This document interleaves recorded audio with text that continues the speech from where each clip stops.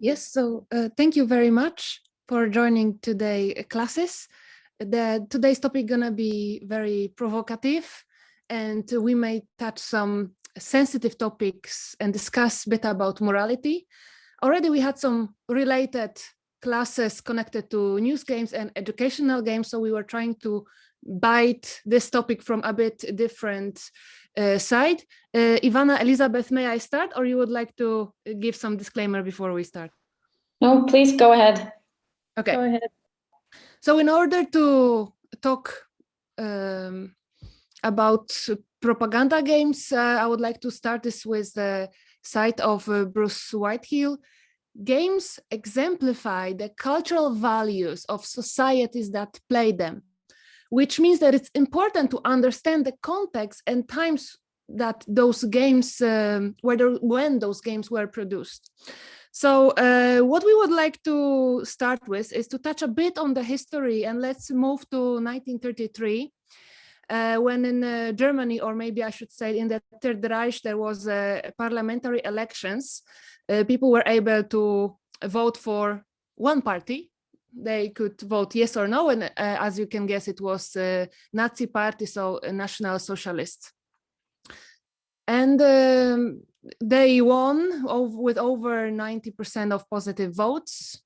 And knowing that just before the chancellor of Third Reich was elected, that you can guess who it was, it created a very uniform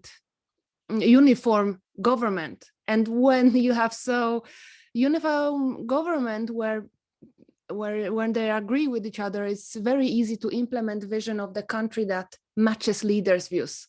So as you can guess, racist solutions towards Jewish citizens were implemented. And shortly after, the Jews started to lose their civil rights. They couldn't join the army. They couldn't get married. They couldn't vote.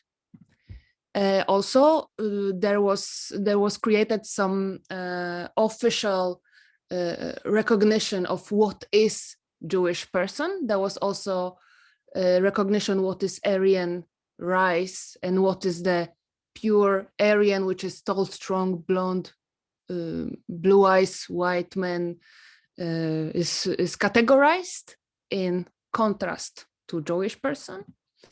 There was even a graph that would help to identify who is pure Aryan race and who is mixed and who is Jewish. And looking back into their parents and grandparents, they can be very specifically identified. Year later, they also were keep losing their rights, so they couldn't work in politics, they couldn't work at school or in specific industries. And the anti-Jewish propaganda started officially. In their passport, they gained this J to show that they are Jewish. And in 1938, all of those led to Kristallnacht, which is Crystal Night. And the name comes from the fact that during this attack on Jewish citizens, the soldiers were breaking their shops.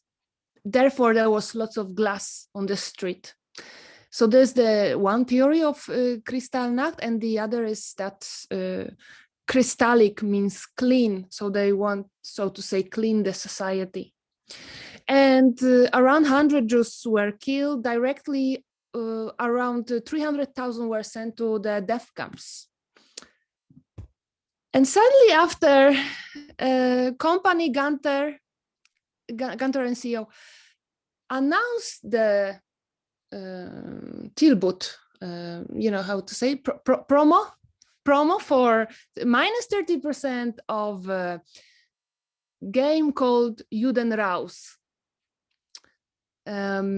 which was invented, 2 years earlier, but after Kristallnacht got very popular. And it was a game where you were supposed to send Jewish to Palestine. So if you collect 6 of them and send them out of Germany, you are winning.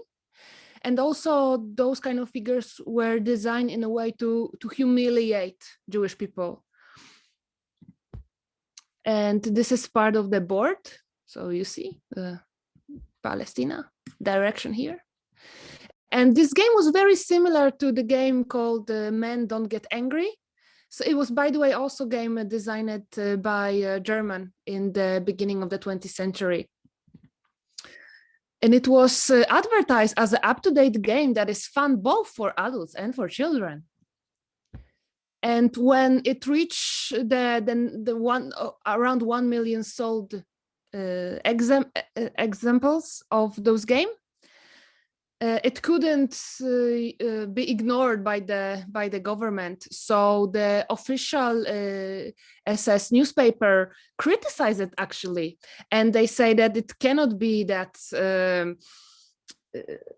despite its agreement with the government's view, it was treating a serious problem too frivol, you know.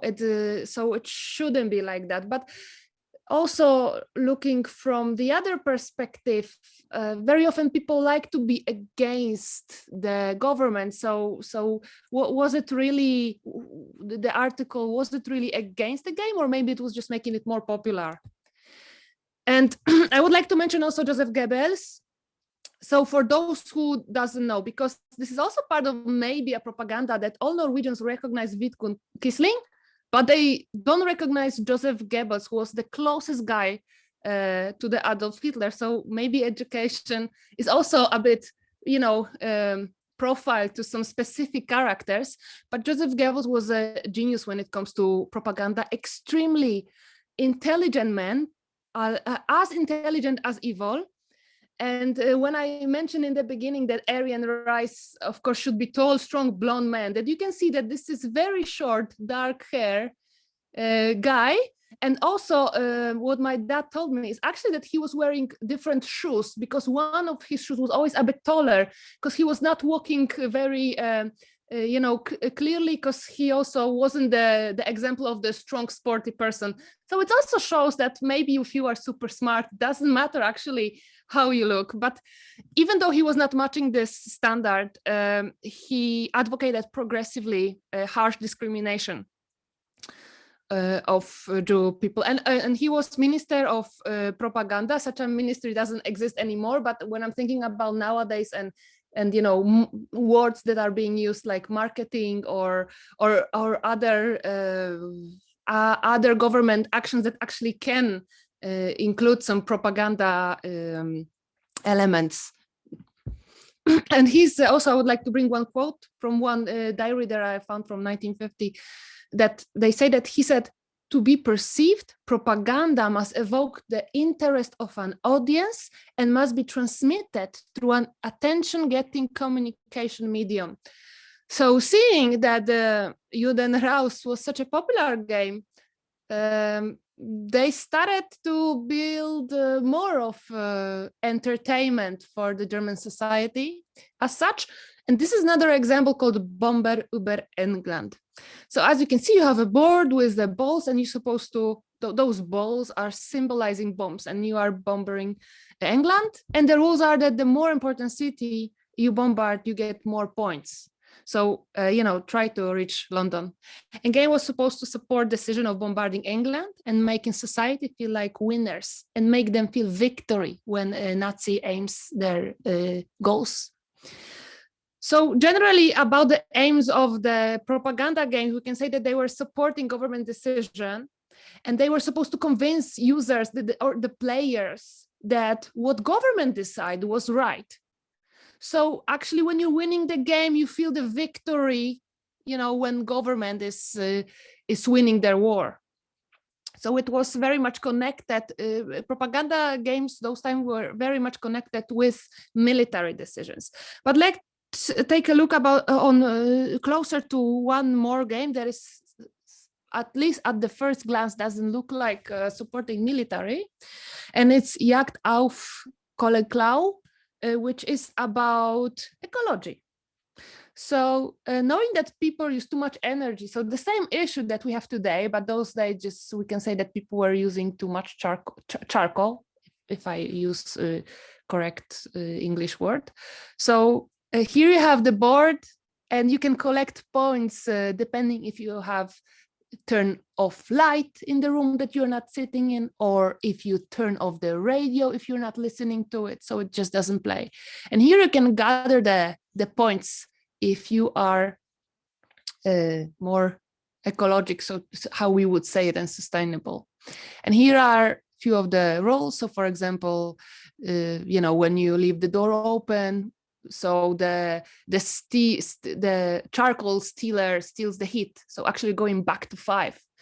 And this is how people supposed to learn how to save the charcoal. And you might think, yeah, so actually Third Reich was not that bad, it's a very good game. But if you will think from the perspective that the charcoal was very important to the military, and they needed it more than regular citizen, then you might think that actually was also supporting those ideas as well. And this is how the game were looking like. So dice and those other elements that you can recognize.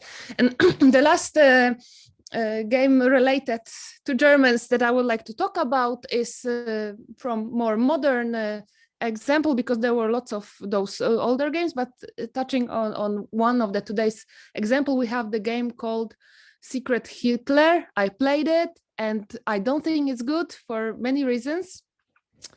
First of all, we have Hitler here, and here we have fascists. So if we have fascists, why we don't have Mussolini? Because that was the Italian, equal of Nazism, was Germany faces was in Italy. So this is already kind of misleading, yeah? And then they are against liberal, but liberals have faces, and those fascists are looking like some kind of creatures or animals, and only Hitler is being used the name. So I think it can mislead people and put some kind of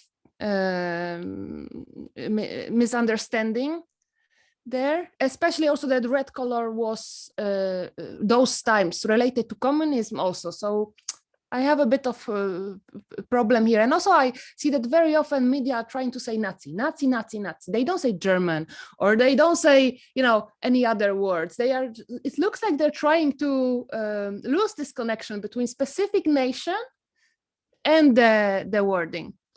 And the game actually grew, and I read the article in the media that the One New Card came, and people who are against Trump were advertising the new version of the game. But I have to say that putting somebody's face instead of, the dictator that killed so many people is a bit, overreacting, I would say, even if you don't like these politicians. I mean, in America, we know that in the government, there is a strong Jewish lobby, and they promote it very hard. So I think it's, very propaganda and very misleading.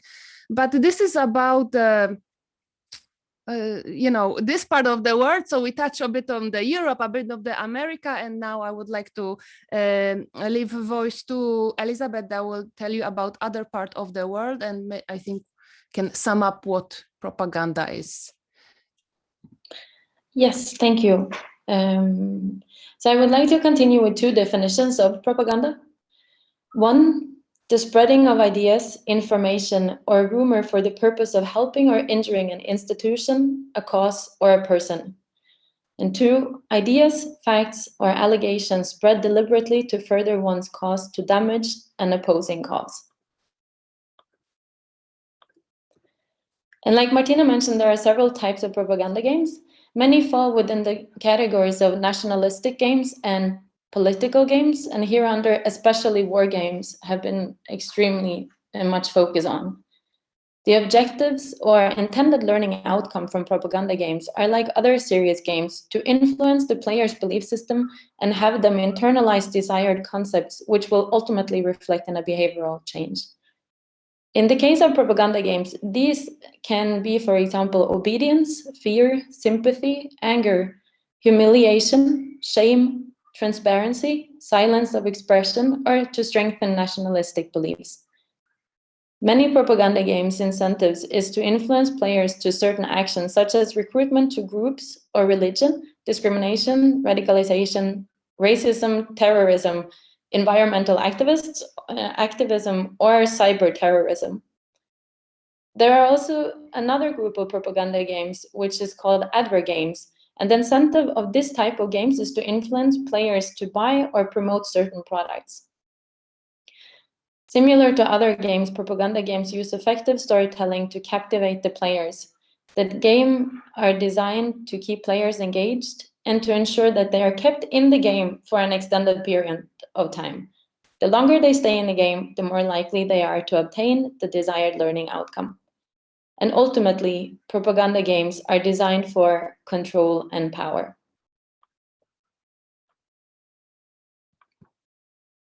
Now I would like to narrow the scope towards China. The development of China's online game industry provides an example of the interaction of new technologies and politics in the commercialization and globalization of China's cultural economy.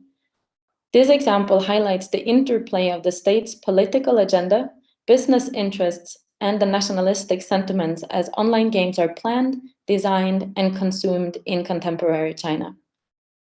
China has candidly integrated online game technology into its propaganda domain and utilized it for propagating official ideology and sustaining economic growth.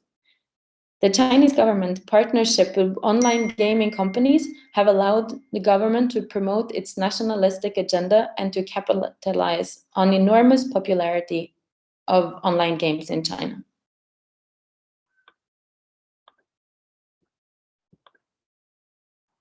The following timeline visualizes this transaction starting in '96 when Shangyang released the first domestically developed PC game, which was called Bloody Lion: Defend China. And from '96 to 2006, several first-person shooting games were developed by private companies based in China's past or imagined future conflicts, especially with Japan. The games included Resistance War I, Bloody Fight on the Shanghai Bound, Resistance War II, Bloody Battle in Burma, and Resistance War III, Bloody Battle in the Diaoyu Islands. Another example is a flash game entitled Strike the Japanese Devil Soldiers. And in this game, the players click the mouse to strike the head of Japanese soldiers that pop up randomly. And the reward is the viewing of cartoon pictures of a Japanese woman. And the higher the player scores, the fewer clothes the Japanese woman wears in the cartoon picture. Continuing to 2000, here the Chinese government really become to realize that the online games were becoming the primary leisure activity among teenagers and young adults. And they became serious about the cultural and political impact of games, seeing the medium as what they called a key for winning the hearts and the minds of a growing generation of young citizens. And as early as in 2001, Yang Zemin, which was a Chinese politician who served as a general secretary of Communist Party, referred to the internet as a political, ideological, and cultural battlefield, and considered it the government's responsibility to guide and educate young people via the internet. It is therefore not surprising that online games in China since then became the focus of censorship and regulation, and that the government has transformed online games into a highly political environment. By 2003, important games made up 68% of the Chinese government, and the government became increasingly worried that foreign ideas were being spread to Chinese gamers. Therefore, they partnered up with game development companies to implement their own ideological agendas. One example of this is Resistance War Online and Anti-Japan War, which were released in 2007 to commemorate China's defense of the defeat of Japan in the War of Resistance. These were developed by a company called PowerNet in close collaboration with the state, and the Communist Youth League of China was the second largest stakeholder in the game development. The messages in Resistance War are clearly party-state messages, The game largely embodies that the Chinese state wants people to remember about the resistance war against Japan and defines China's post-Cold War national identity. According to the PowerNet project manager, the game will allow players, especially young players, to learn from history, and they will get a patriotic feeling when they are fighting invaders to safeguard their motherland. The governmental strategy has enabled domestically developed games to take over the Chinese market, resulting in a 64% share of the total market share already in 2009. So from 2003 to 2009, in only 6 years, they have made investments and completely made the shift. And it is impossible to talk about serious games and propaganda games without mentioning Tencent.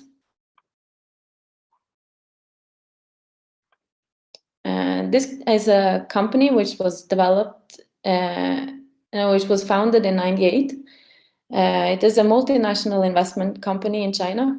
And in 2011, they launched a social media app called Vexin, later known as WeChat. From '98 until today, they've taken complete control over the majority of the game development industry. Consequently, in 2017, Tencent became the first Chinese company to pass the 500 billion US valuation mark on the global stock market. Simultaneously, the company has made enormous investments in international companies such as Uber, Snapchat, Tesla, and Reddit, to mention some. Meanwhile, their social media platform, WeChat, grew to become the world's largest standalone mobile app in 2018, with more than 1 billion monthly active users. And why is all of this important? Because the dominance of WeChat allows the Chinese government full access to their citizens' behaviors when it comes to interactions, purchases, network, location, etc. And this information is one of the most important elements in the latest addition to the Chinese government strategy of moving serious propaganda games from digital gaming platforms into real life by implementing their social credit system. And this Ivana will tell you more about. Thank you, Elisabeth. All right, so I will be covering the China's social credit system. This is a nationwide system which is going to score Chinese citizens, companies, as well as other legal entities on their behavior. Now, of course, this is not really a game in the sense that you are in a safe environment practicing a behavior. It's a real life situation, but we are going to analyze it from a game perspective because there are some really obvious game mechanics going into it. This system really started kicking off in 2020 when they started implementing pilot models in different areas of China to test different areas. So there are different kinds of models that measure different kinds of parameters, but they are all based on the same principles, which is good behavior results in material rewards and better reputation, and bad behavior leads to exclusion from material resources and the society. Now I would like to show you a quote. This is from the system's founding document. So it's released by the State Council in 2014. And it says, allow the trustworthy to roam everywhere around Underhaven while making it hard for the discredited to take a single step. Trust. That's the objective of the entire system. It's to increase the trustworthiness of citizens. China sort of justifies this with the fact that they have had really big issues in the past regarding honesty and transparency. And these issues have left really big consequences, both financially and otherwise.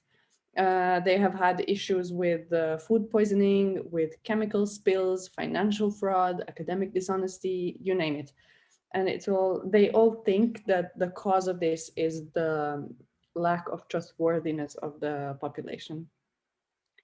And another thing that we need to keep in mind when we are talking about this is that the way privacy is thought of as a concept in China is not exactly the same the way that it's thought of here in the West.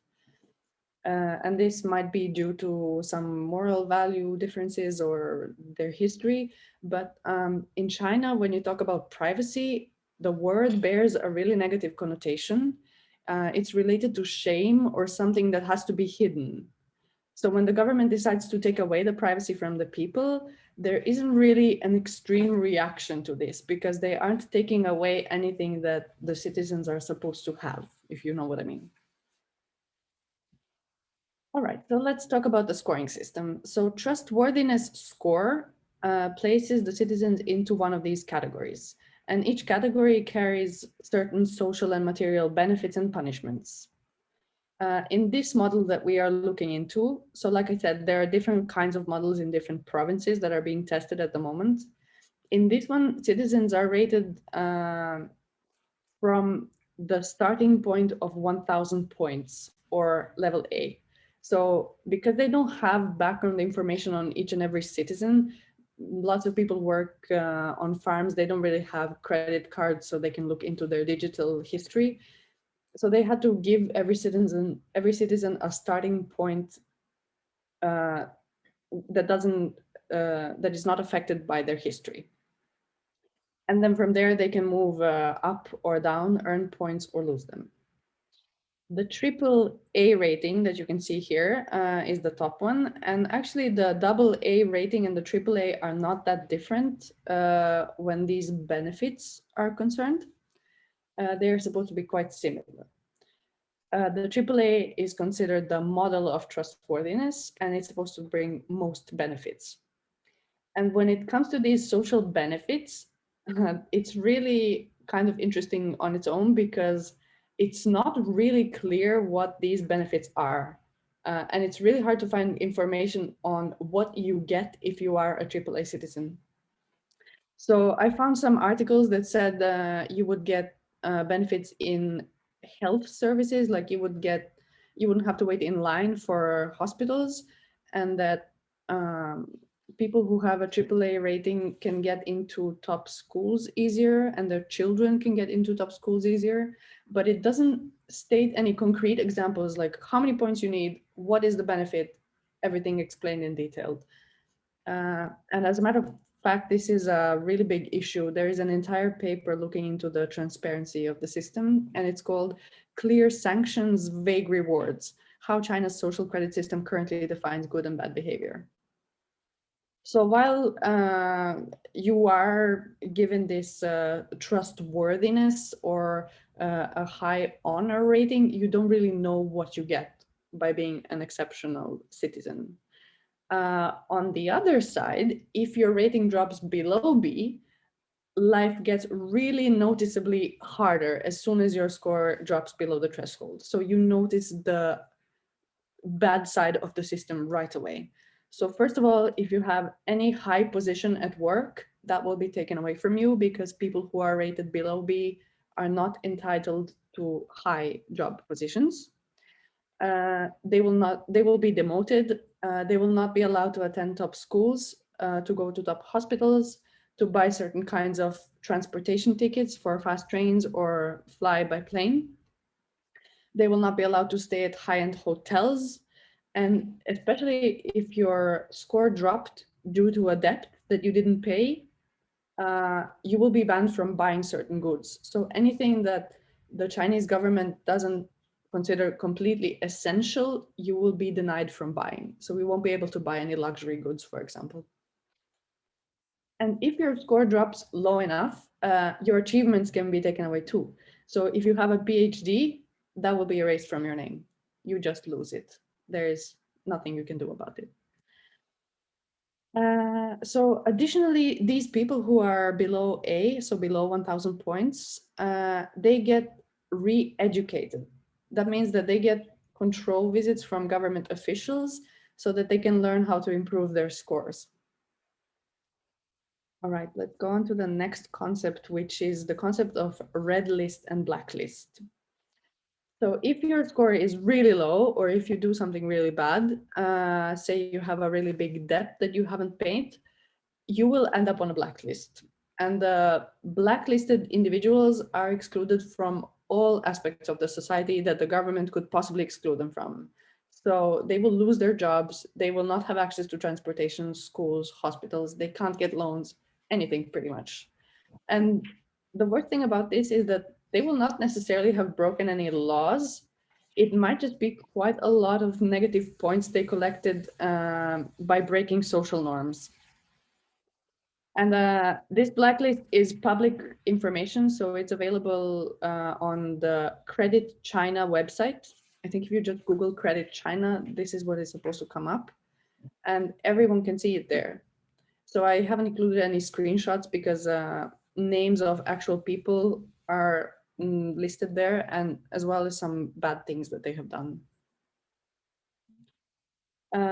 Red list is the exact opposite. So people who have done something exceptionally good or who have an exceptionally high score, they are listed, as well as what they did to get there. And there are separate lists for certain categories.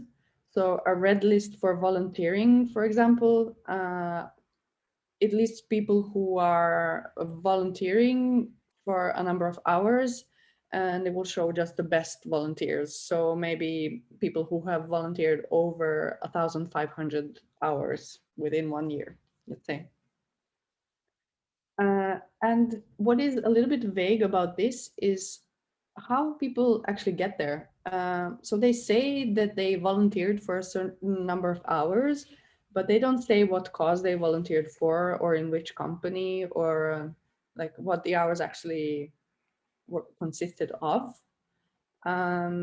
They just state a number of hours and the person. And that is giving you certain benefits and a really great honor without being concrete. Okay, let's talk about the points. How can you lose them and how can you gain them? So let's say you have a credit card, you go to a shop, you buy something you can't afford. If you overdraft your credit card, you lose 10 points. If you transmit negative information via the internet, and this includes private messages, not that. So they have a list of what services they are tracking, but it pretty much covers the entire internet. So WeChat, all of the major social media, pretty much everything you can have access to as a person in China. You transmit negative information, minus 50 points. If you do so in a WeChat group, that's minus 30 points. I don't know why there is a difference between groups and private chats. Apparently they don't want you sending private chat messages about the party. If you don't allow investigators to look into why you are losing social credits, that's minus 20 points. If you are caught for tax evasion, minus 100 points. If you get a speed ticket in traffic, that's minus 10 points. And note, there are surveillance cameras everywhere in China. So if you are driving over the speed limit, you will be caught. And 10 points is for a very minor speed ticket. So maybe like 2 or 3 kilometers an hour. We are talking very small speed tickets, minus 10 points. If you are caught getting a parking ticket twice, that's minus 10 points. If you are raising animals that interfere with other people's lives, that's minus 5 points. So if you have a really annoying pet, you lose 5 points. You lose 5 points for using high-pitched radio horns. 5 points for certain dance rituals, including dancing in a square, which is supposed to be some kind of a traditional dance. You lose 5 points for using firecrackers without a proper permit. You lose 50 points for teaching classes illegally, which means teaching outside any government institution. So if you are having a little, tutoring lesson with a student in the afternoon, you could lose 50 social points for that. 40 points you lose for having a third child or not allowing the government to sterilize you. This is considered interfering with the reproductive planning in China. Now, we all know about the one-child policy that was a while ago, but now it's 2 children, and apparently they can also have you sterilized. And if you deny them that, you lose 40 points. It's 5 points for unauthorized renovation of your house. it's 100 points if you make a tombstone that's too big.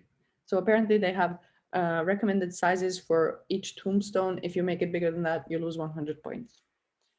You lose 10 points for sending a petition letter to higher officials instead of your local authorities. So it's your constitutional right to sign a petition as a Chinese citizen. And this is not any kind of protest or open, I don't know, violent act. It's just a letter if you need help resolving any kind of issues in your community. And you are supposed to deliver that to your lowest local authorities. But if it's your local authorities that are the problem and you have to go to a higher official, you will lose at least 10 points for signing a petition letter to the higher authority. If you go directly to Beijing, you lose 50 points. So you lose 50 social points for going to Beijing to sign a petition letter. You can lose 5 to 30 points if you get published in the newspaper for doing a bad job. Now, this is a thing in China where if you do a bad job, your boss will ask you to do a self-criticism. So basically, you stand in front of your entire colleague group, and you have to say how you did a bad job and why you did it and what you can do to improve yourself.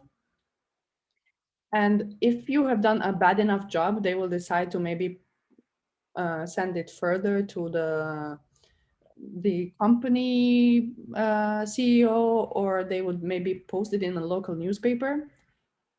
So if it's in a local newspaper, you might lose 5 points, but if it goes even further up to a regional or a provincial newspaper, you can lose up to 30 points for that. You can also lose points for crossing the street on the red light. You can lose points for not visiting your parents often enough, for playing games too much. I mean, there is a list of like 2,000 things that you can lose points for. Now you would think if you do something bad and you lose 3 points, say for crossing the street on a red light, when you cross the street on a green light, you might earn 3 points. However, that's not really the case. That's not how you gain points.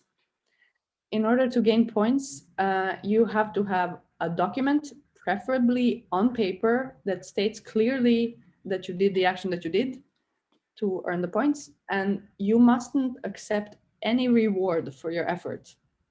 So if you say return the lost money and the person wants to give you a small reward, if you accept it, you don't get the points. And yeah, you can get 10 points for returning lost money, and you are expected to return it to the government, not the recipient directly. And you have to have a document afterwards. You can get 10 points if you report activities such as people participating in superstition. And note that the Socialist Party defines some common religions as superstition, common Chinese religions. So if you're practicing religion on the street and you get caught, you lose 10 points. Or you report someone, you can earn 10 points. This also concerns environmental pollution or illegal construction. If you report someone who does these things, you can gain 10 points. You can also gain 3 points for reporting who is staying in a certain area. Because in China, you can't just go and stay at another community, you have to register. And if you are the one who catches an unregistered person, you can earn points. If you help the community resolve a major dispute between neighbors, you can get 10 points for that. 20 points for helping the police catch a criminal, especially if you provide evidence. You can get 100 points for unpaid organ donation. Now, I'm not sure how this actually works, if you can donate your kidney or you have to donate your family members' organs, or if this is like after you die, but anyways, you can get 100 points for an organ, or 100 points for getting a national reward. You can get 5 points for your child joining the army, or you can get 20 points for your child receiving a recreational award on a provincial level. So if your child is doing football and they win a really big game, you can get 20 points for that. All right, now let's talk a little bit about the balance of this. So once you drop a level, you are locked in it for a period. So it's not like you get a point, you just climb up. You are locked, if you go from A to B, so drop one level, you are locked in it for 2 years. If you drop down to a C, you're locked in it for 3 years. And if you drop all the way down to a D, you're locked in it for 5 years. So for 5 years, you have to stay in this banished state. And this throws the balance off by quite a bit because it creates this positive feedback loop where if your score drops because you got into a debt, you will lose your job because your score dropped. And then you can't repay the debt, which means you can't really increase your score. And then because you can't increase your score, you're still on a D, you can't really get a job because nobody will employ a citizen who is rated a D. And then you might need some more things and you get into that, and then it's just, it spirals down really quickly. And another thing that I wanted to discuss is fairness. If a parent loses points to some unfortunate event, maybe they can't pay something or whatever happens, their children will lose any privilege they have. So if a parent drops from A to B, their children lose their spot at school. They lose access to facilities, they lose the right to use transportation, and their parents' social score directly impacts their own scores. So they don't really have control over their own life. It puts people in a really unfair position where it doesn't depend on them really. And another thing that I noticed is that you can kind of pay to win because you are also rated on how much you pay for your taxes. So if you overpay your taxes, if you pay too much, you can get bonus points for that. And you can pay to win if you have enough money. This was my last slide. Would you like to take some questions before we take a short break?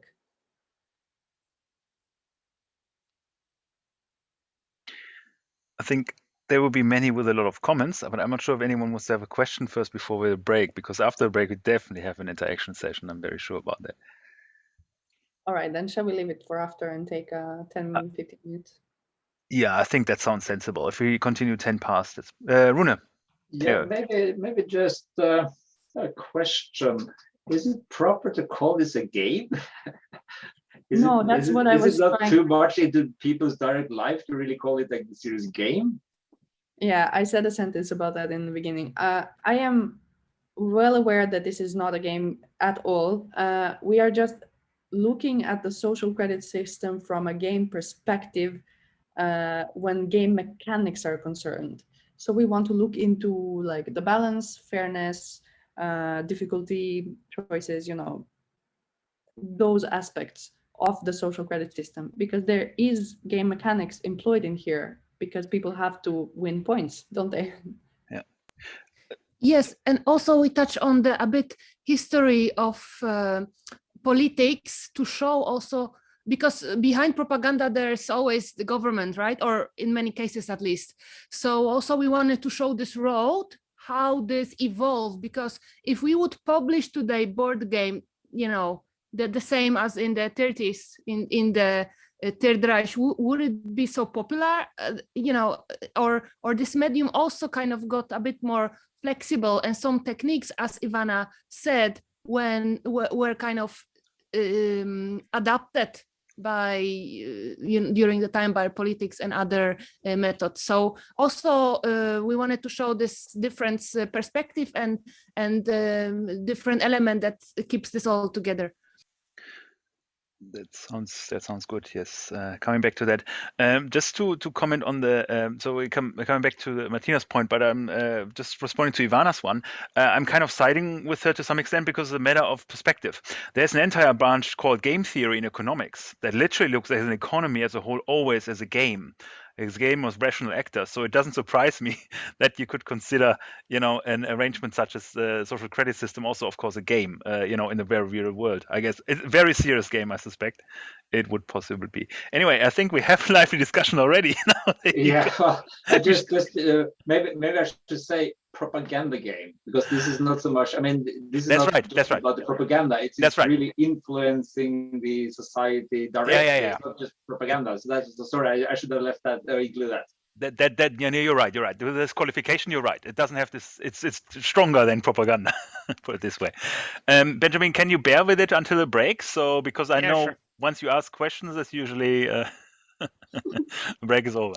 No worries. Okay. See you in a bit. All right, 10 past or?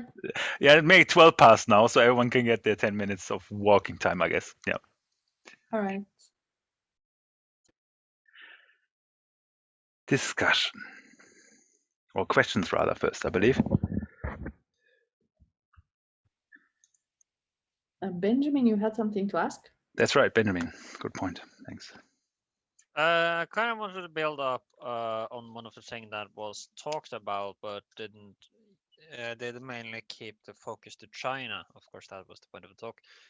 Was that a year ago, I do believe, in last December or November, I do believe, one of the largest game companies literally blocked talks about internal, if you would call it that, Chinese politics from American streamers and American broadcasts or whatever, just because the political influence of the Chinese Communist Party is so big in the gaming industry currently that they are currently not only taking over or controlling Chinese players, but also currently the worldwide web players.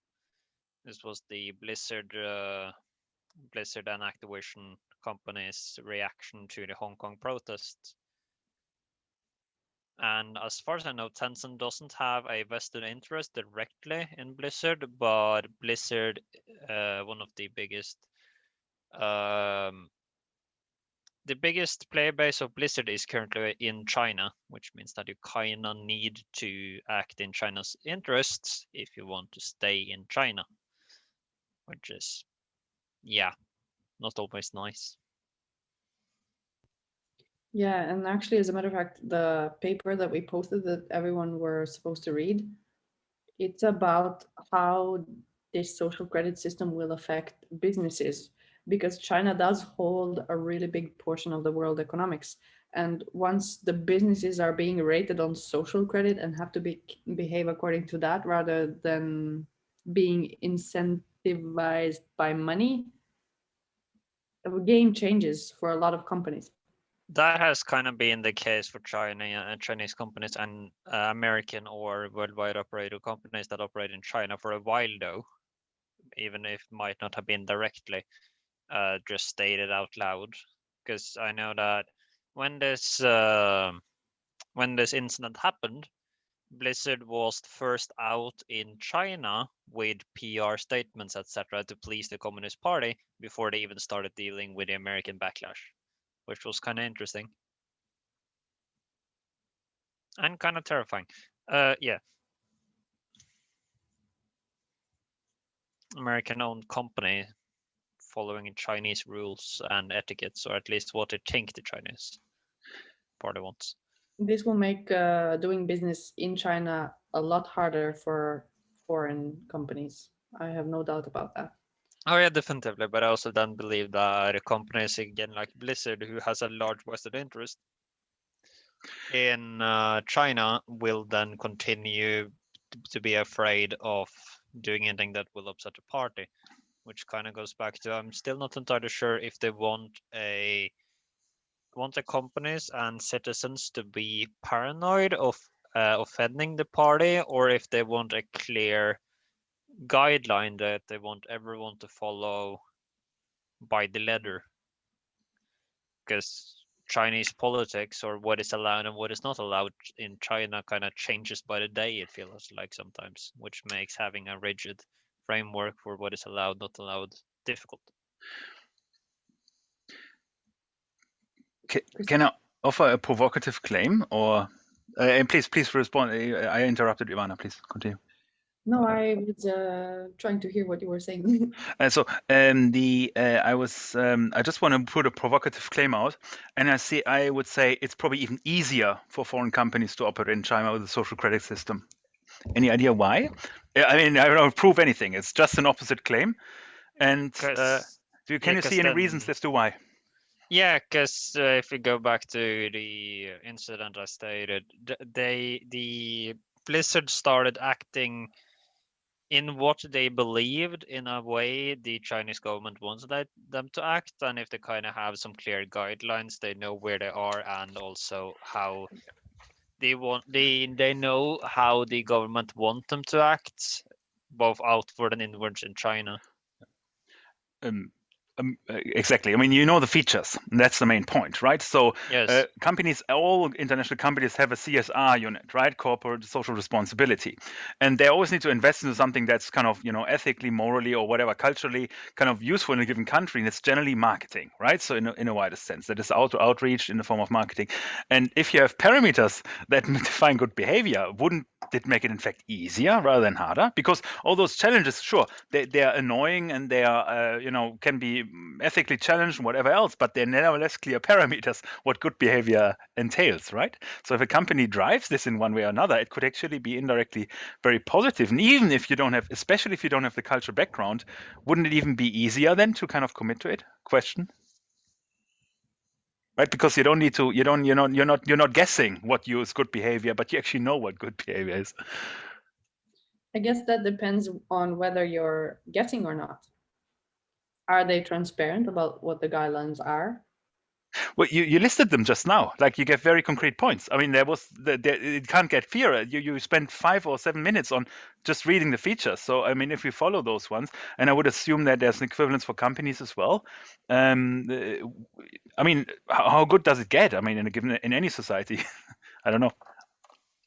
A good point. It doesn't get much better. But what I've read was like you get, I don't know, your kid gets this and that achievement, but they don't actually specifically define which sports are included, what kind of level of competition. It's not really clearly defined how you get a point. Sure. No, I get that. I mean, there's granularity aspects, but you get the direction at least, right? So when you are coming into the Chinese society, you have no clue. I mean, this is kind of, helpful. In fact, here's the thing. Institutional economists would argue this could even be good to model open societies because you don't need to know about the culture anymore. But I don't want to push it too far. But there is actually an argument about the transparency that this offers about cultural details, which is kind of counterintuitive. But I get your point. There is, of course, this concern. I mean, it kind of goes back to the best kind of system of government is kind of fascist government where everyone is just happy with the current fascist leader because he can do everything. It's like, yeah, the gaming system here seems fine in theory until you are, the guy who are currently dying because you are in a D state. Okay. I'll try to rephrase that one. I just like, yeah, this might seem good for a lot of people, but for many people, this will literally be fatal, though. The gaming system, the social credit system will kill many, but for some people, like you mentioned, companies, whatever, it will make life easier, and it will also make it clear that this is allowed, this is not allowed behavior, and will also make the government's job easier to kind of perform. It's like it literally states in the rulebook that this is not allowed. This is allowed. Even though it's a massive overreach and all of that. I think Martina had a hand up first. I'm not sure, Aruna. Yeah. I'm not sure. I think I just wanted to step in and touch Christopher to your question.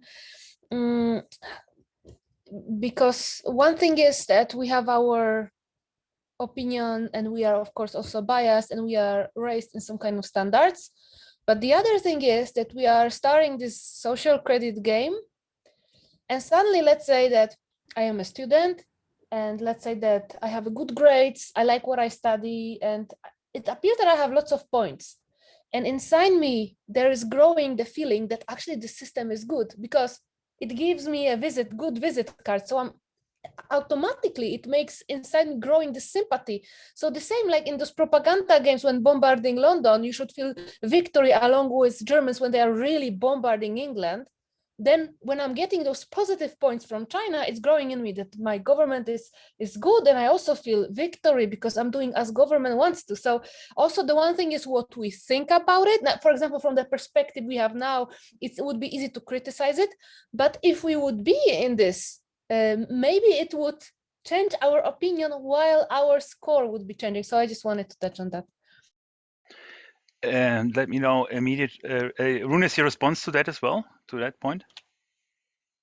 No. So just a more immediate response. Yes, but there's a bit of an apples and pears things going on, right? We have the very, very, let's put it, there's a very blunt message in this war games setting, right? The bomb London kind of thing, right? That's like in your face kind of thing. And you're suggesting that it's a subtle institutionalization of the behavior, right? From birth, basically, right? Because people grow into the system and can't challenge it anymore and have a positivity bias towards the system in a way, right? And you are actually right. I mean, just intermittently, what's one of the main features that has happened with the system? Does anyone know? Did anyone read up on it? In as far as the system is actually employed? And Suraj touched on it.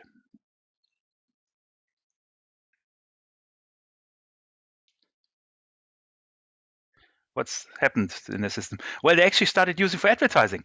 Like people actually say, hey, my score is that high, do business with me. I'm very reliable and very trustworthy. So yes, institutionalization, but they have also internalized it to an extent that they turn it around and made the system to their benefit. So it's a mutual reinforcement, even worse than anything else. But fundamentally, you're of course right that they have an institutionalization or norming behavior in a society. And I think much, much, much, much more intense than any of the blunt, board games that have this military notion and so on. Because military notions are relevant for shaping identity, but they're usually detached from life. This game is not detached from life; it's very real, right? So, anywho, I guess next one.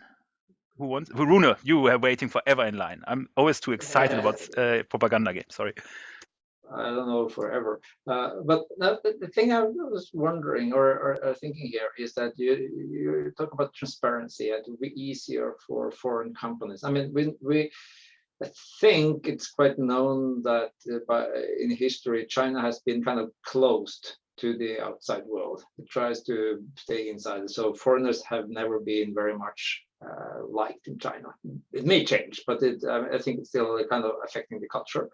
Now, the wild card or the joker in this game, I'm seeing the government has put in there, is that you can tell on someone else. So if you don't like the foreign company, you can massively say, oh, we don't like them, they do this and that, and there is no burden of proof as far as I could see. So you kind of have this, if you are afraid of foreigners and sufficient many either local companies or others start to tell down on the foreign companies, even if it's transparent. I mean, the scoring scheme is not transparent who gives you low rating. So yeah, it's a complex game, I think. Doubtlessly. I mean, the proof's in the pudding in the end, isn't it? It's like that's something that we still missing. Anyone else continue? I haven't tracked. Was it Benjamin first, or is it hand still raised, or Elisabeth? I don't know. I thought I put it down. My bad. Yeah, I just wanted to comment on like if it can be considered a serious game or not, because I mean, as I see it, the digitalization now is already blurring the lines, so we don't know what's real life, and that's also why we're writing IRL, in real life, because we can't know the difference anymore. And now with the pandemic, I mean, most of our lives are actually purely online. So I would argue that it is the most sophisticated, serious game ever developed. And actually, that is what makes it one of the most terrifying tools of authoritarian oppression that I have ever heard of, at least. So, yeah, just wanted to shoot in that one. That sounds good. Ivana. Matrix movie session, yeah, absolutely. I just wanted to touch upon what Rune said, which was, again, on Christopher's comment. So yes, as much as it can work as a commercial, as advertisement for your own credit score, and as much as it can work against each other, there is a really big shaming culture in China. So if you cross the red light and the camera catches you, they will be displaying you crossing the street on a red light for the next half an hour on a gigantic screen on that street. So just something I wanted to mention. Yeah, that's the strongest form of enforcement. Centralized enforcement is always very helpful, especially have those social features of shaming. Yes, in Western societies we don't really care, right? Isn't it? Or in many instances they don't. So yeah, very good point. Yeah. If Next, this doesn't make you internalize it, then I don't know what will. Exactly. Yeah. Exactly. Yeah, you're forced to, because if you don't, your parents will be screwed and your friends and everybody you know in your network. So I think that's also one of the most dangerous effects, that actually it has real consequences, not only for you, but for everybody you care about. That makes you that so even if you don't want to internalize it, you it's impossible because of your empathy for the ones that is around. Yeah, and I wanted to touch also what Elisabeth said about this blurring borders. So one of my favorite painters, David Hockney, was writing about light perception and painting, and this was describing one situation when he visited his friend, and his friend has a TV that was on, and inside the TV there was this cartoon Simpsons, with the yellow characters, and he said that this picture for him was more real than any movie, because he was looking at the TV as on a box with a projection inside. But nowadays, if you see, the TV is growing bigger, and everything's supposed to be looking so it gives you this super high, the extra feeling when you look at it and you hear, you're supposed to feel like it's happening here. It's also supposed to show you the real life, so you're supposed to look on the TV and believe that this is how it is. So I think also that this is where it's going towards, that I feel like maybe some people who work with this want us to lose this feeling where we are still in the reality and where we are just believe that this is reality, real or objective. Yeah, that's a good comment. I never got around this 4K screen business. I don't understand them because they're more real than real life. That's right. Cool. Next one, I think either Elisabeth or Beth, or any response, of course. Make it happen. I don't need to moderate necessarily, but whoever was next in line, please go for it.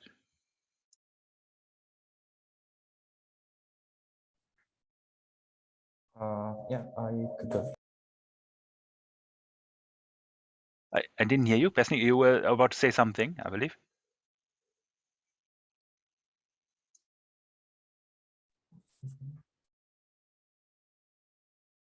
Okay. Okay. Yeah. So that sounds like we have an interesting, and in fact you brought quite a bit of questions as well, right? So the way I see it, Besnik, I'm not sure if you feel free to interrupt me. I just yeah, connectivity. I see it now. So yeah, so again, the discussion that we're having, we need to differentiate between on one opinion, morality, but ethics, right? So that's it becomes very messy when we do those discussions. So but nevertheless often quite interesting to kind of play around with the idea and how far we can gamify life. And I think many of you have picked up on it in different ways from different perspectives. So the design perspective is novel from my perspective as well. But of course, there's a lot of psychological implications. So that's really interesting to learn about. So there's a question posed for some time already. Is that something anyone wants to think or share about?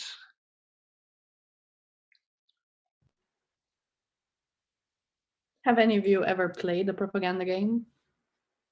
Or can you tell us about any game that you think is... Secret Hitler before.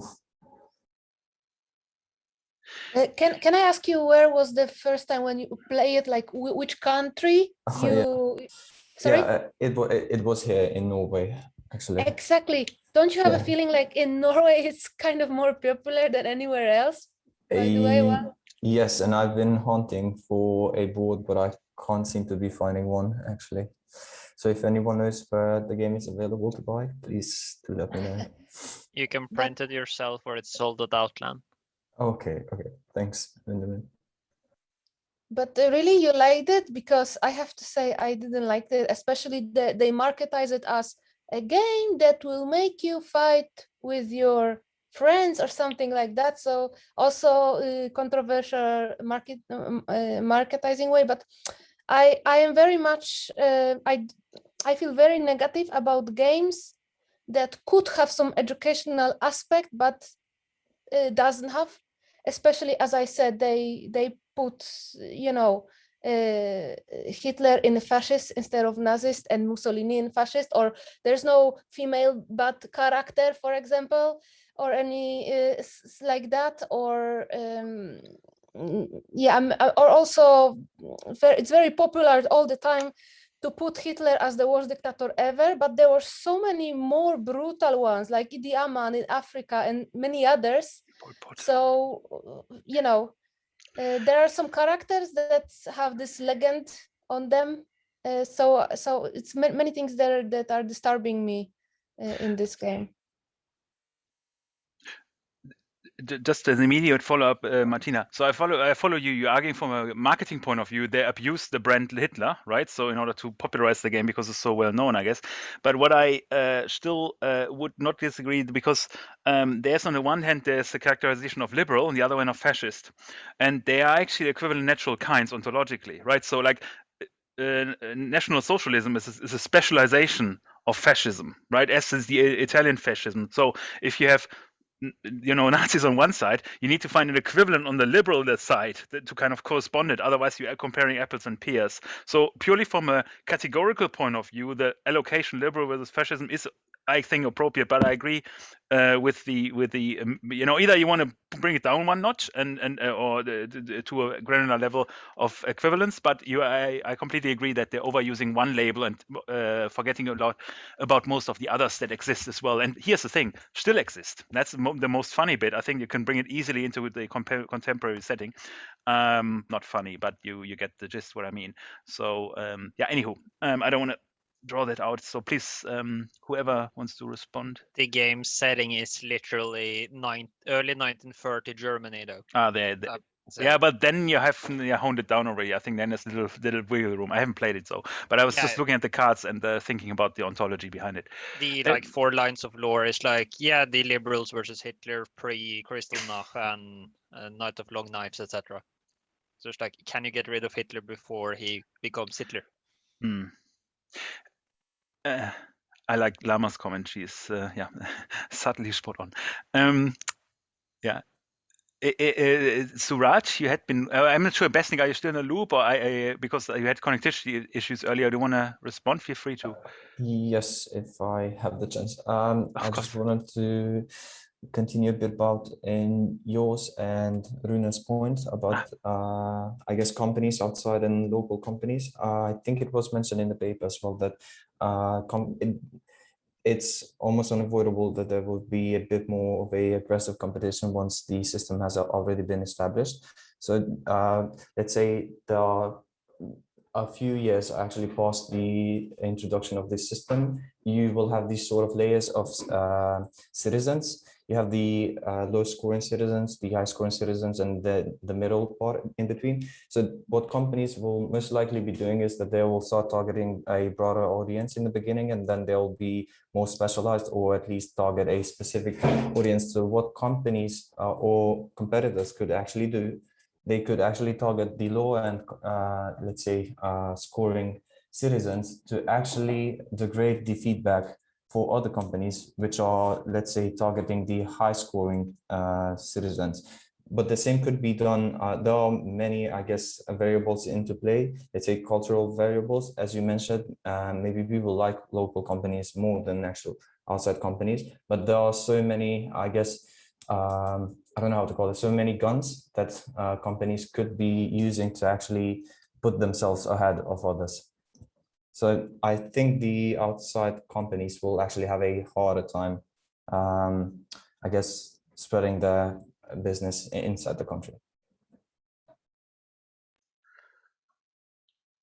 Yeah, I mean, I functionally don't disagree that they will have a hard time anyway, especially since the IPR intellectual property situation is only in favor for industries that are not represented in China. So if you're actually a company that works in the IT sector or car sector, you're kind of screwed already anyway, right? Because you have competition. But any intellectual property that is not covered in China or not relevant in China, then you actually may even have the opposite, that Chinese officials will be very well interested in kind of ruling out, for example, competition from China. The reason is mostly to present as oneself as an enforcement regime. So there's been quite of evidence that it's a very unfair game. I think Lama put it quite nicely in a way. Anyway, any response to this by Besnik, to Besnik rather? I saw some in the chat, so it seemed people seem to be largely agreeing there. So yeah, I mean, sure. I mean, there's always this transparency problem, right? If you don't know where the source is coming from, then you have. But the point is, any company also has guns and they can enact, right? You can employ Chinese people, and so you never know how it goes. By the way, I think this particular Zoom session is probably not something I should put public at this stage. I think talking about propaganda in a very discretized context, I think we need to be very cautious here. So I need to think about. I will have you know that my computer crashed 3 minutes before presentation. Oh. All of a sudden. China Yeah, we think, the China can be involved in that computer crash. So now the stream is off, guys. We'll be blocked anyway, I guess. So probably in many countries for different reasons. Cool.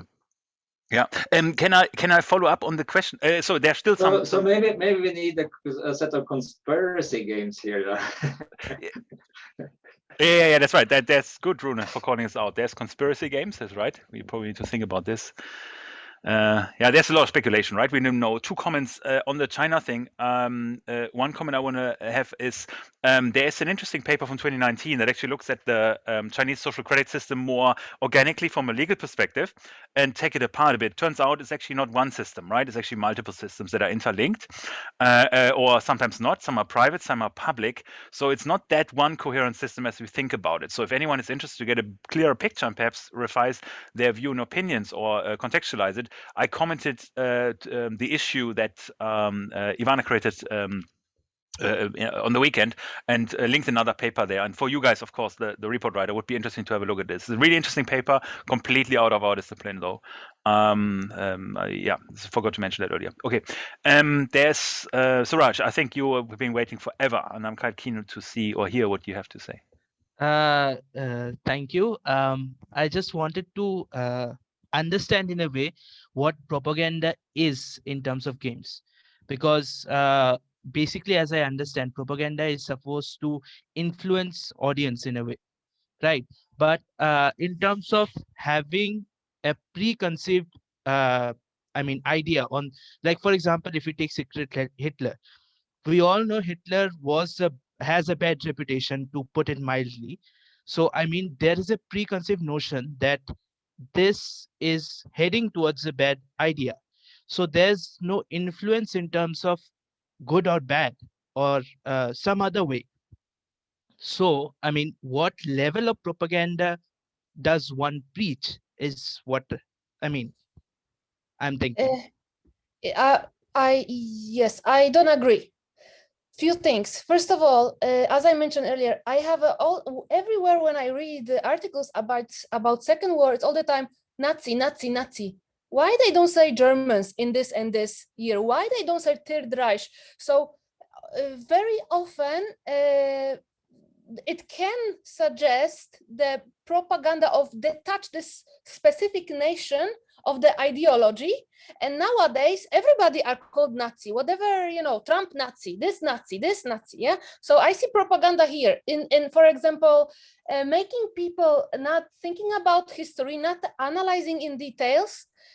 Also, another type of propaganda that I see here is that all the time some kind of making from Hitler the worst dictator. And as I said, there were more brutal ones. If you will look into the history, putting people into the death camps with the gas is really not as bad as cutting their hands live and letting them go to the jungle, Let's be careful with comparisons. I mean, it always goes down a bad route when we start doing this. I mean, I just need to be very cautious here, right? So let's not do this business there. But I follow. Please continue with your narrative there.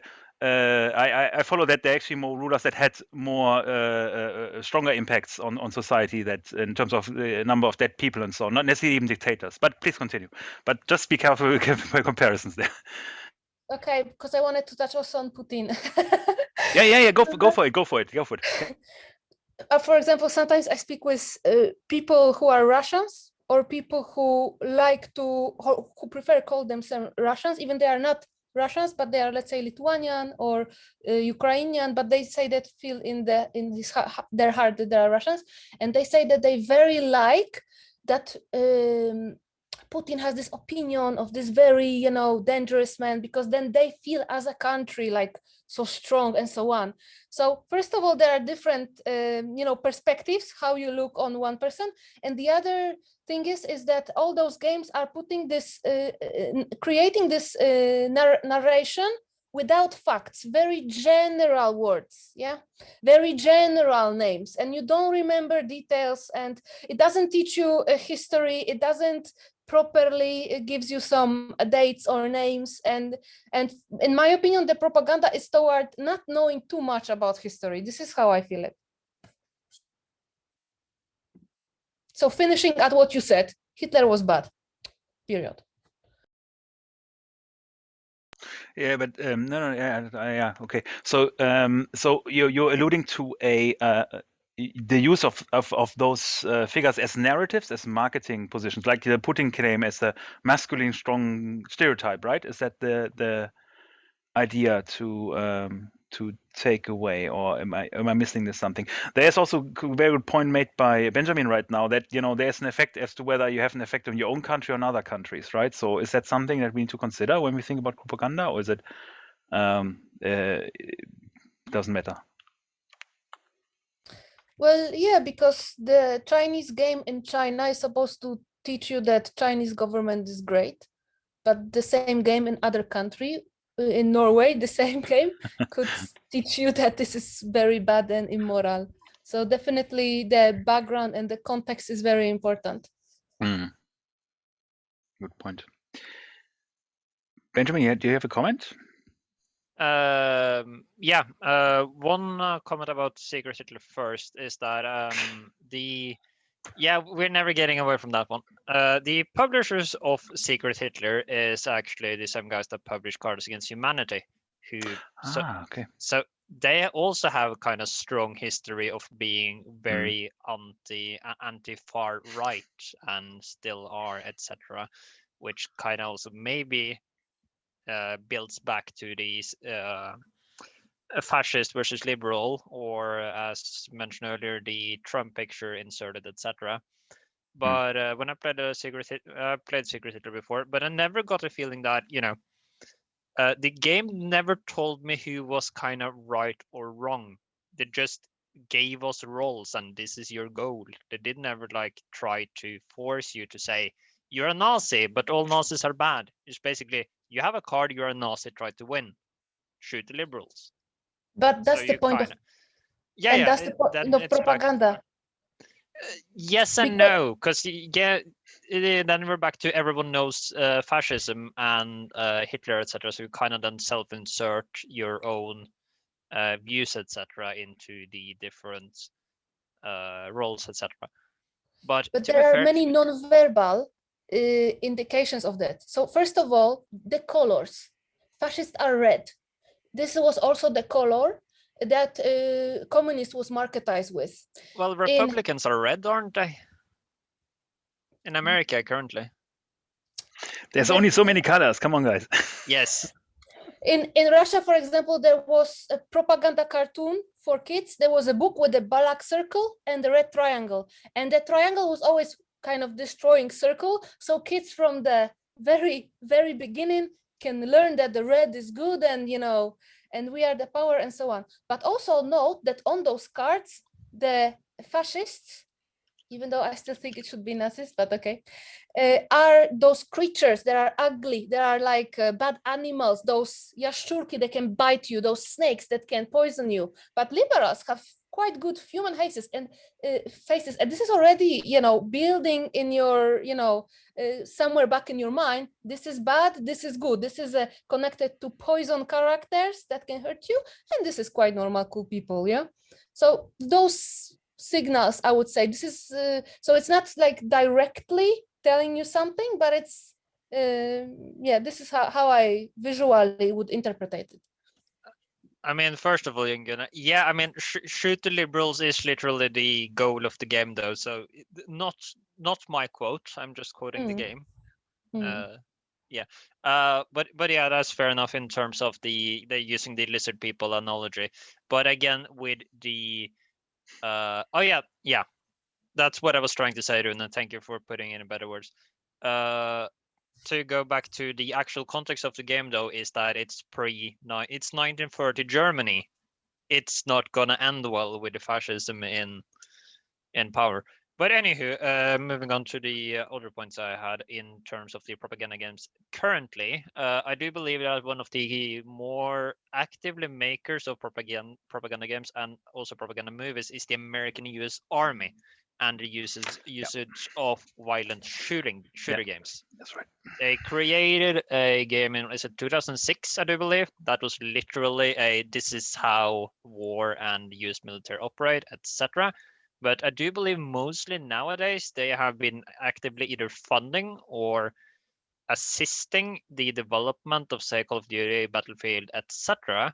Because research has shown that even if a game or a movie comes out, even if they put the military in a bad light, they will see an increase in recruitment.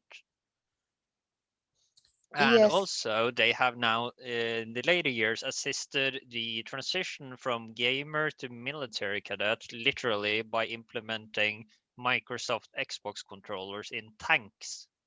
Because or was it U-boats? Because they discovered that the complex controls, etc., was way too complex for the new guys, but everyone knew how to operate an Xbox controller. So that was easier to just use. Yes, and when you talk about U-boats, actually there was also a German game, Das U-Boot, as well. So we can even again go back a bit to those times. But when it comes to the game that you mentioned,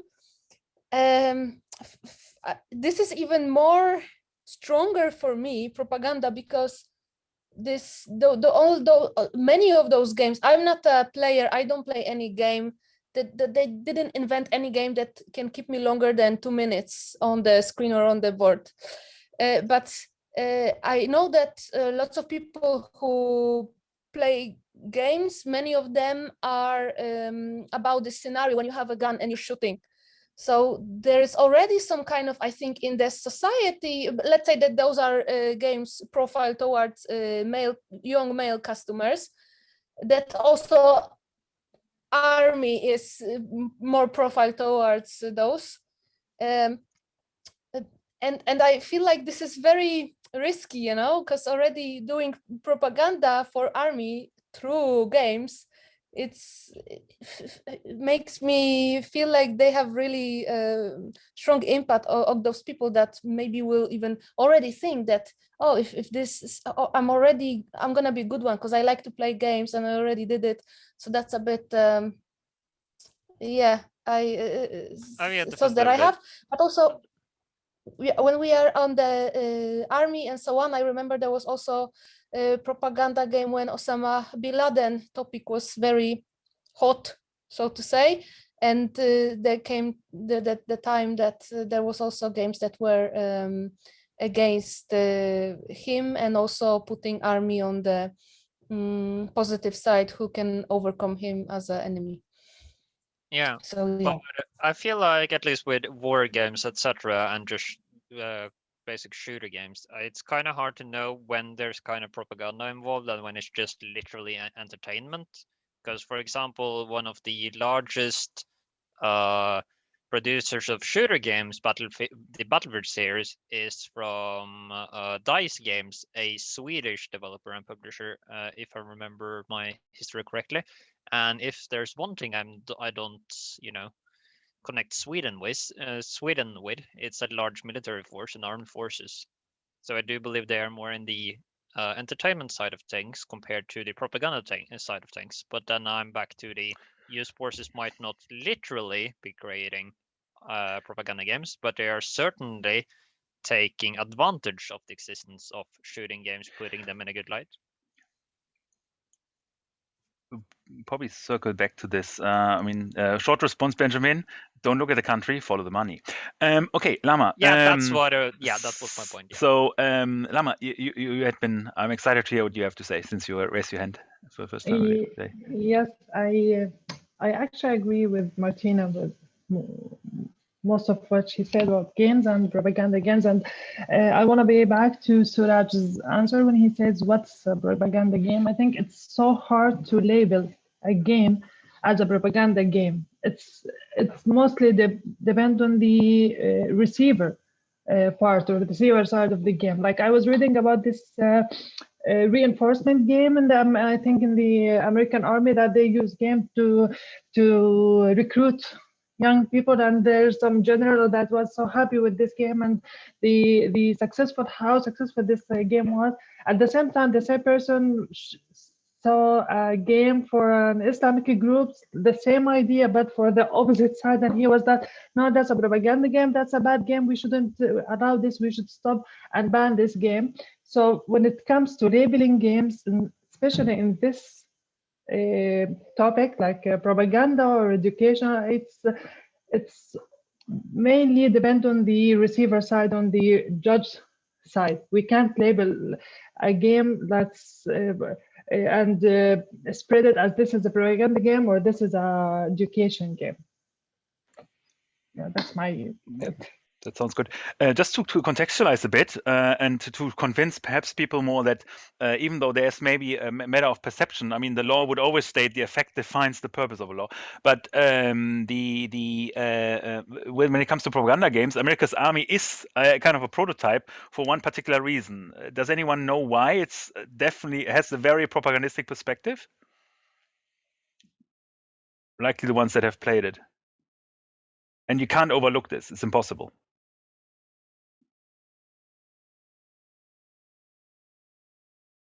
Well, one of the features is you have two sides in a game, as in many, right? So good and bad, right? But whatever side you pick, you will play from a perspective of an American soldier, never from the perspective of the other one. So it kind of sways it very strongly into one direction only. So it gives you an illusion of choice, but nevertheless, the outcome is the same more or less, right? So you have different starting points in the setting and so on, but the role distribution remains the same. So I think that is not even subtle anymore. This is very clearly kind of propagandistic, as opposed to other games that are just aiming at improving your marksmanship and thereby subtly introducing into a different realm or domain of operations and so on. Yes. Anyway, I don't want to push that too far. Any other comments? Elisabeth, I think you are feel free to. I mean, it's your session, I believe. Yeah, I have just a comment on was it Lama's point. I totally agree, and when I did research for this, I also read that a lot of the propaganda games that were developed in the beginning by those independent Chinese companies who were developing games in the beginning, before it became like a governmental strategy. A professor at Oxford found that it was really inefficient because although they attempted to like really create hate towards the Japanese, actually there were a lot of other conflicts that came. And one was that the Chinese players thought that the equipment and everything was too expensive, so that you needed to buy it. So they actually got really frustrated. And then the other thing is that the communities that were playing it actually started fighting themselves internally. So Chinese were attacking themselves instead of focusing on Japan. So I totally agree on this. Part of it totally depends. I mean, no matter how smart you think you are when you're developing it, there will be unforeseen consequences, quite likely.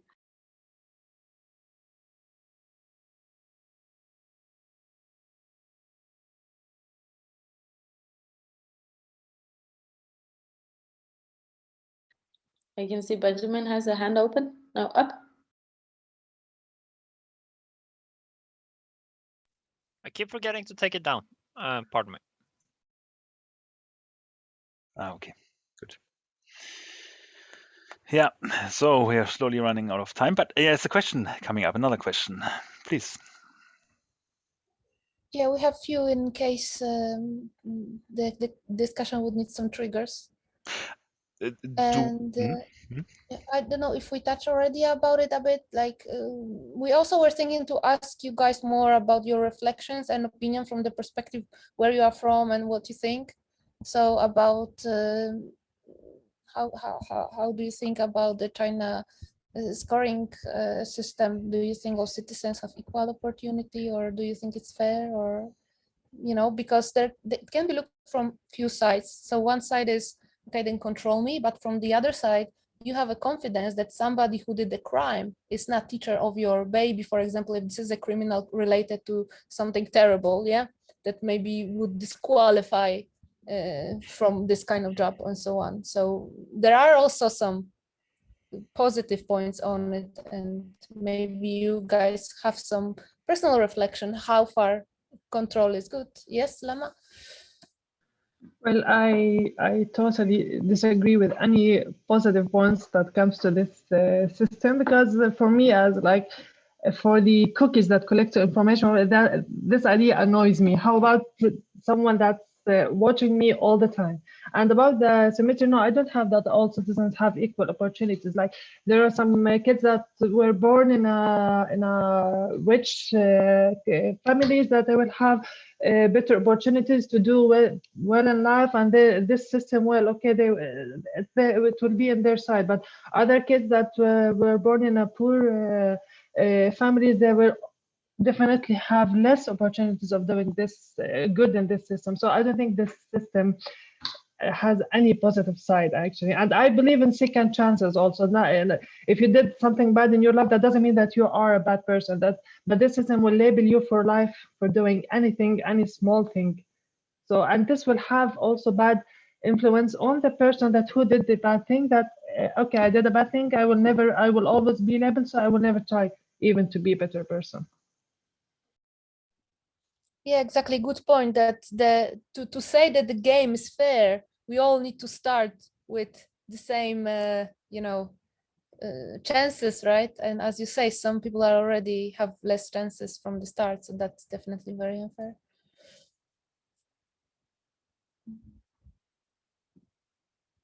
I think it's also super interesting to hear also your thought about that you would give up, because I am very curious to see how the long-term consequences will be for this when you've been stuck in level D for I don't know, the first 5 years, and then you can't get out, so you're stuck in there for life. Yeah, I think that there will be a lot of people who would give up. And I don't think that it's not just they will give up, they will try to mess with the others. It's okay, it's not fair for me, I will make it unfair for others. So it will mess up the whole community and system.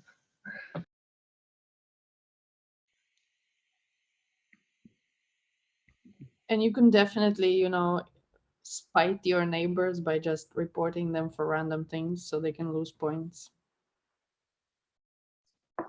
Yeah, you're basically turning the whole population against each other. May I jump in and ask a provocative question here? I mean, I'm still wondering whether this is a game or, well, yeah, and to what degree do the designers or the ones who order the game, to what degree do they want it to be a fair game? Is fairness a relevant issue here for the game makers and for those who asked for the game? Isn't it really the purpose that do want it to be? Does it have to be fair to be a game?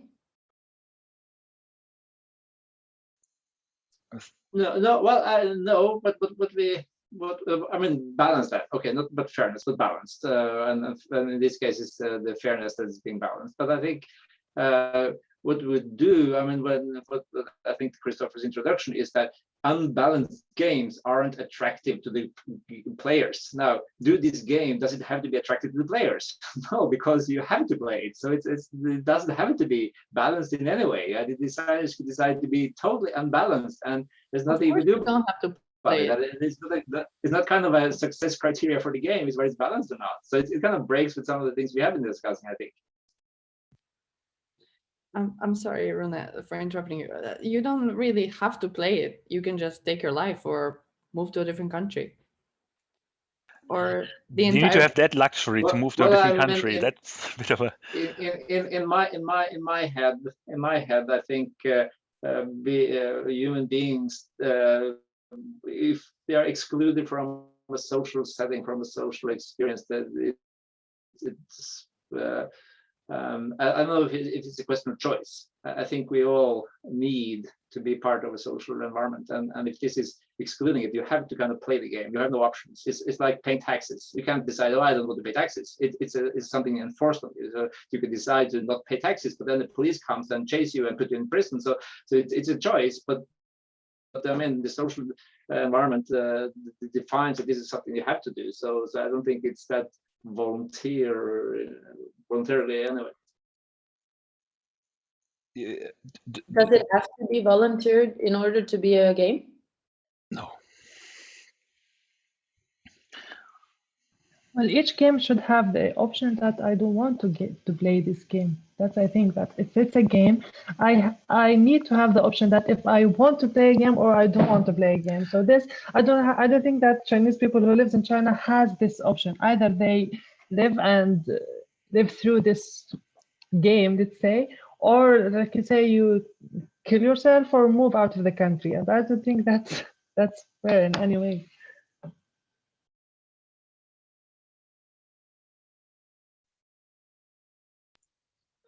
I do have a comment on Rena's comment there. Yeah, go with it. Oh yeah, I do feel like, at least based on the current criteria that we were presented earlier, is that it feels like it's unbalanced toward a certain populational purpose, and when you then involve eugenics, sterilization, etc., you are actually currently trying to literally commit a genocide, basically, towards a smaller part of the population, making it unfair for certain undesirable to breed, keep on with the population, be successful, etc., and then very aggressively push the population to be of a certain aspect. You don't want it to be balanced because you don't want a certain aspect of people to be successful. Or then we're back to the re-education thing, I guess. Like, you always have the option, but how legit is that option? That is hard to tell. Especially when there are certain ways of gaining points, if understood correctly, that is literally pay money to the state. They call it pay too much in taxes, etc., which is just a fancy way of saying pay too much money to the state, get points, which means that rich people and people who can afford having fewer children will succeed. And if your children's scores and achievements affect your score, you end up in kind of loop where the good guys do very good and the less desirable people do bad, and down spiral. Lama, just go for it. I actually forgot to. Okay, fair enough. But I have a sorry, Christopher, but I also have a comment on this, that it's like what we said last week, that there's something that it's okay to make it as a game or gamify it, and should be some rules or some red lines that shouldn't be crossed and things that shouldn't be gamified. I don't think that living life should be gamified. That my way of living I always should think about collecting points by simply living my life. This is a huge red line that has been crossed in this case.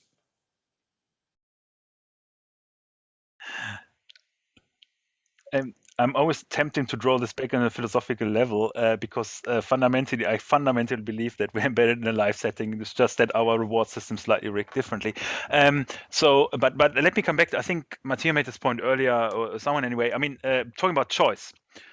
Choice requires awareness. That's why we go to university, right? Where we hopefully, on the one hand, indoctrinate you in some way or another, but on the other hand, also hopefully make you a bit more critical thinkers, right?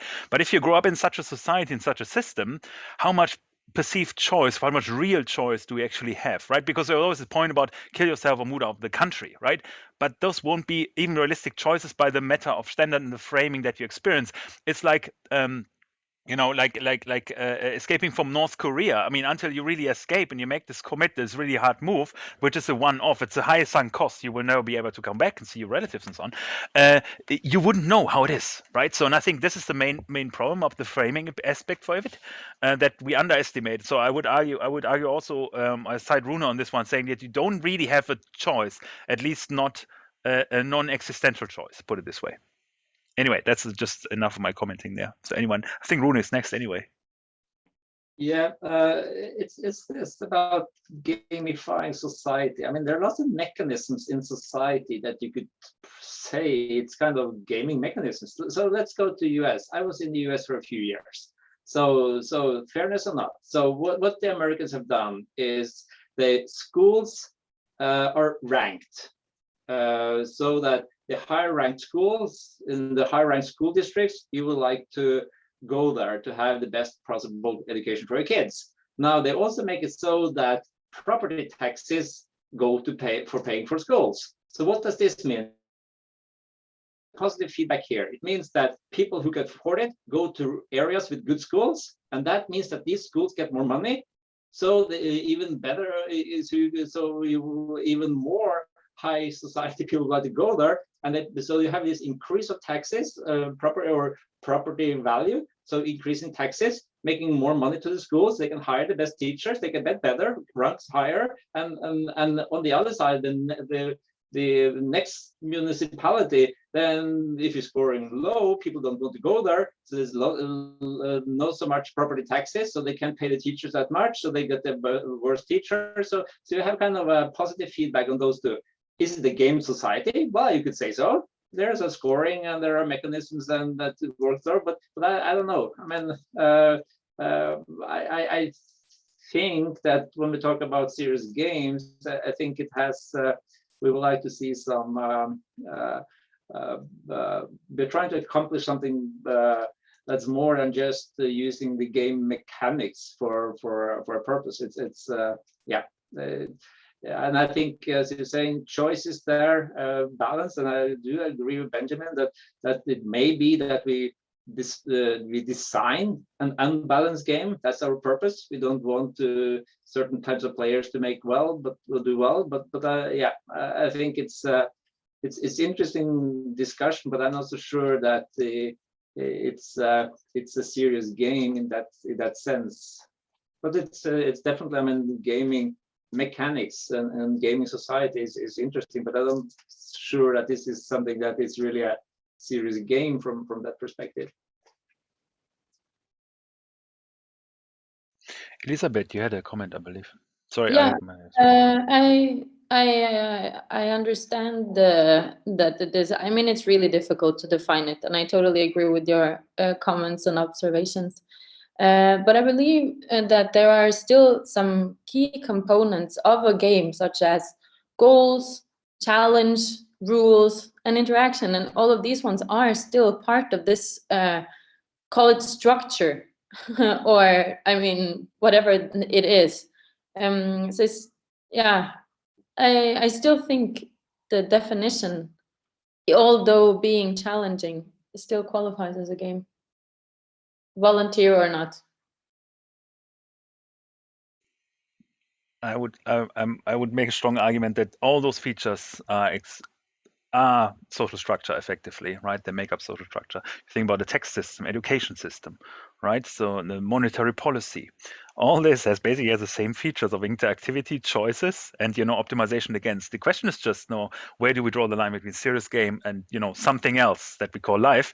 But we should probably not be confused that some of the many of the same mechanics are actually existing here, even though we don't make them as explicit. So how honest perhaps here's again provocative point, perhaps the Chinese system is at least honest about this, whereas many other systems may not be. But I don't know when we can put this up for debate, and I don't mean this to be in a too serious sense, but I just want to put it kind of to provoke some thinking, or contribution or reflection. Okay, I think we run well over time. I did not expect anything less for this session. Also, I expected did not expect that we actually got around to discussing the papers substantively. This session is always going rogue every time we roll this course, right, Rune? I mean, it's quite fun usually if everyone here to vent. Yeah, please. Okay. Yeah, just to make it clear, I'm not saying that this hasn't been a good discussion. I mean, I think it has been, and I think it's I mean, when we study a phenomenon, we also need to define what's outside the phenomenon. Sometimes we can't do that without going into it. So so it's not. I'm not trying to say that this was the wrong discussion to have in this course, but I'm still debating whether we should present this as a serious game, or we are looking at, as you're saying, the gaming mechanics, and it's but still, as I said, it's still hard to say when it's a gaming mechanic and when it's a social mechanics that you use anyway. So, but I think it's been to me, I think it's a useful discussion, but I'm still not sure. I wouldn't call this a serious game. Yes, Rune, I had exactly the same conversation with girls, and I raised the same doubts, and this is why I put pressure more on the pure propaganda games from the war times and so on, because this is I wanted to have something that is very solid on propaganda games, and then later we decided to move it towards field that girls are more interested in. But yeah, we had that discussion as well before. This is why maybe it shouldn't be 00001 presentation, but actually there already should be some numbers, you know. Yeah, no, I'm usually more on the philosophical challenging side. So I mean, I like the obvious presentation of propaganda games is really helpful. But the point was, hindsight is always 2020, right? So we know in a given cultural and temporal and societal context, we know what means to be propagandistic or not, right? But do we know for phenomena that we observe right now, right? So, and I think this is a debate to be had in the awareness that we also need to see. So I really like this kind of substantive discussion, because it brings us and challenges us about our thought framework. Leaving you with another question, perhaps then, what are topics that you predict will be propagandistically exploited in the upcoming years? What are the contemporary topics that you think could make well into propagandistic topics in the future?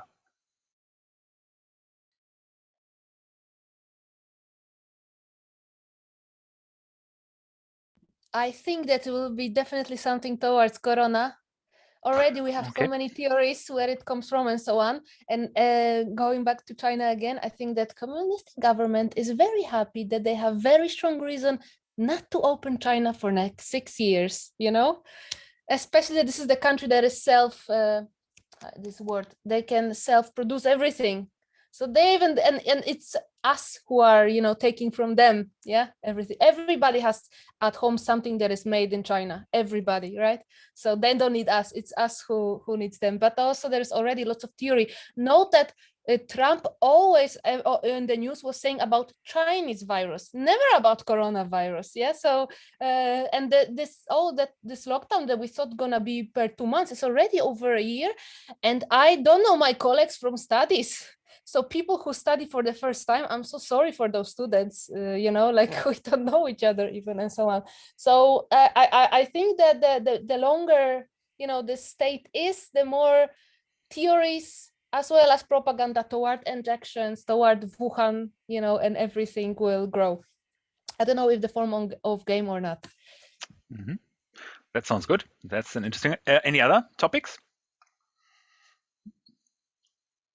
Corona is a good one. Yeah, that will come.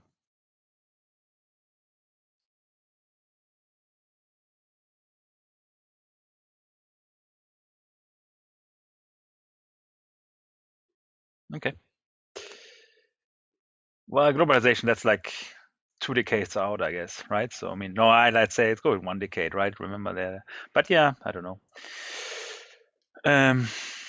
Okay, so I think we have had a quite lively discussion. That is India. Benjamin, can you clarify? What do you mean? I was just adding a list of countries that are currently pushing more and more for Oh yeah, it was to add to the list. Well, Russia, China, and more people on the internet, and then India was supposed to be on that list. So it's more. Everyone is now currently getting connected to the internet, which creates a more globalized community, which some people is not always a fan of. And then you get the pros and cons of. Yeah, environmental issues is also fun. Yeah, then you get the who should be on the internet, how should we control the internet? You see it happening in the USA, Twitter, etc. That is also a good one. And then there's a lack of control of the internet, how to regulate the internet, etc.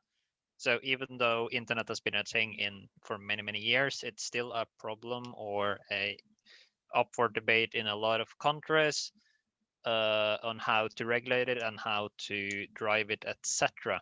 I know that there is currently being a lot of there has been some issues in India. Russia is currently talking about disconnecting themselves from the internet. China is behind the firewall, and USA is not entirely sure how to regulate free speech, internet, Twitter, Facebook, Trump's Twitter account comes to mind, etc. Which means that even a lot of everything goes online now. Yeah. So how should we kind of work with borders and stuff? But you're pushing the discussion that you had already is more like it's towards or against propaganda more generally, right? So not so much the game perspective, right? So just to contextualize it a bit, Benjamin. You see that there's trends you see. Yeah, it's just a trend to how globalization should kind of work on a global scale when everyone soon has internet access. So that was what I was going for. Yeah. No. I get that. So more opinions, more polarization, or more opportunities for polarization, and then more. Yeah, pretty much, and loss of control. Regulatory intervention. I see that. Yes, I appreciate it. Yeah, that's interesting. So we'll see. I mean, I kind of really like the predictions to see. I think environmental issues will be a thing. Climate change is still very heavily disputed, mostly for political reasons, right? So.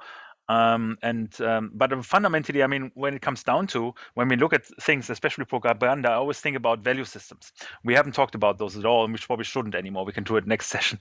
But what primes, what defines, and what frames our thinking and evaluation of any issue is the value system we're embedded in. And there's of course the reference. I think Elisabeth made it very clear that how Chinese people think for privacy, right, is one particular value we have, right? Whereas in Europe we have other values that are kind of in opposite direction, for example, right? So, but we also need to be aware with our biases and to close perhaps with one reference to one of the key cultural researchers in the 1980s, 90s was basically everyone acts with an accent, right? So we can't really dissociate ourselves from the values we have. Now I think this is also one thing we saw in the discussion right now was really opinion laden, right? So it was not so much evidence based, and that's completely sensible because in many instances there's none, but it's very quick to get into a very heated discussion as well. So any final comments by the actual presenters as opposed to me hogging the entire session because I'm overly excited? Just thank you very much for everybody's engagement in this. It's been really fun to hear your opinion, and it's been very much appreciated. Thank you indeed for pitching it correspondingly, like giving us a lot of anchor points for the discussion and also starting points for reflection. Hopefully everyone is left with slightly more confusion than they had when they entered, because that means they learned something, most likely. So yes, cool. Well, tusen tak. Thank you very much. I think we leave it at this. Otherwise, we'll be here for another 2 hours easily. And if you feel the need fit or have the time or wherever, you can carry it over elsewhere as well, because it's a really important topic to think about. But I hope everyone got some reflections out of it. But yeah. Cool.